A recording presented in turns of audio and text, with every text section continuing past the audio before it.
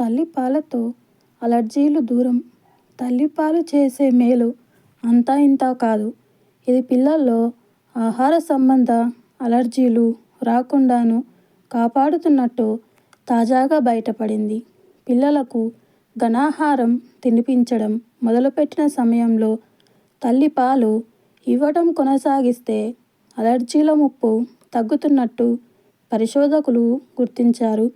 2 ఏళ్ల వయసు వచ్చేసరికి ఆహార అలర్జీలతో బారిన పడ్డ 241 మంది పిల్లలను, అలర్జీలేవీ లేని 82 మంది పిల్లలను పోల్చి ఈ విషయాన్ని గుర్తించారు.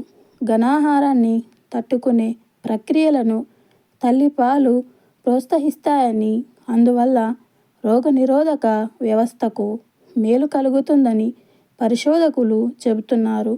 6 నెలల్లోపు పిల్లల పేగులు ఇంకా అభివృద్ధి చెందుతున్న దశలోనే